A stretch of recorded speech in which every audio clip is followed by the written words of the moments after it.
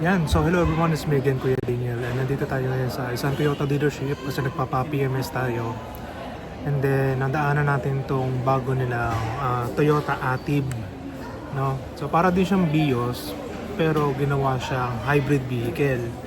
So may mga variant naman dito na hindi naman hybrid. So dalawa lang naman yung hybrid niya. So usually pinagkaiba lang nito yung kulay. So yung nasa likod natin is the Atib 1.5 HEV CVT two-tone. So itong nasa likod natin is the Scarlett SE. No. At yung white pearl black. So itong Scarlett SE black. Ano ba itong black? So, mamaya ikutan natin ha. Kaya nga lang nakasarado yung pintuan. So, yung presyo niya is 1,208,000. So, ito na yung last year ko pa na binablog na magkakaroon talaga ng sedan na ang Vios na magiging hybrid vehicle. So, ang maganda rito, meron na tayong sedan na HEV, and then at the same time kayo kung medyo may pera kayo, pwede nyo siyang gawin TMBS, pero I will not suggest kasi meron namang mas murang pwedeng gawing hybrid vehicle. Okay, bala na kayo kung ano yun. So sa akin ngayon, balance muna tayo. Lahat naman ipopromote natin, so tara, kuta natin.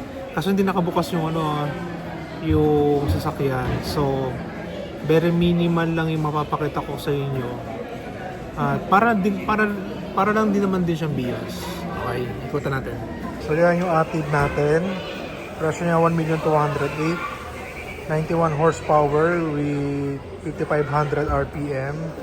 And yung torque natin is 121 Newton meter. Basta ma-achieve mo yung 4,800 RPM. So electronic fuel injection na tayo. And Vios sa Vios din ang datingan niya. Okay. So ito yung top of the line. Meron na siyang front camera. Yung grill natin, ayan. May front sensor siya. And meron siyang parang Lamborghini or Ferrari style na grill na pumapasok sa makina para na rin sa aerodynamics niya, and then para sa cooling ng kanya engine. So sayang din natin mabuksan. Meron siyang front sensor, and ang guluhan na lang natin mamaya. Yung front sensor na yan, usually ano yan,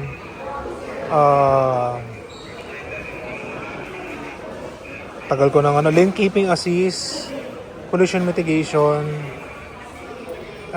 Yung pag merong object na malapit sa harapan mo or sasakyan, magbe-brake siya ng kusa.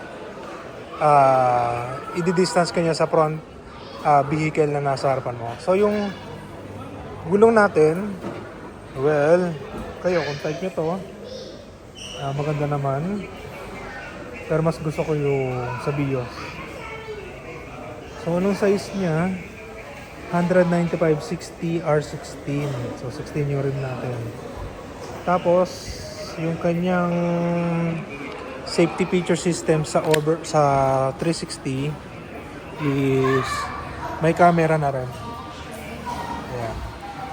Now naka leather seat naman to. Ayan. Naka electronic parking brake. Tsaka naka auto hold na rin siya. So, Vios sa Vios din, in-improve lang yung kanyang harapan. Sa likod, sorry sa susunod, lipat tayo ng dealership. So, meron na rin siyang aircon vent. So, titignan natin dito sa part na ito. Ayan. So, okay siya. Ito yung block na sinasabi niya. Kasi nakaupo ko kanina, so hindi ko kita. Shark spin antenna. 4-eye sensor with back camera, tsaka yung back skirt niya. So, nakikita natin na HEV siya, hybrid electronic vehicle, center, mount stop. Meron tayong pangalan ng ET dito. So, BIOS nga talaga siya. So, when it comes to driving, hindi ko pa alam. But soon, magdadrive tayo nito. Ayan. Sorry guys hindi tayo makakapagpakita na interior niya. Kasi usually medyo, yun na. So yung features na nasa harapan niya ito. Ayun. Collision mitigation, EV mode, parking assist. Ayun.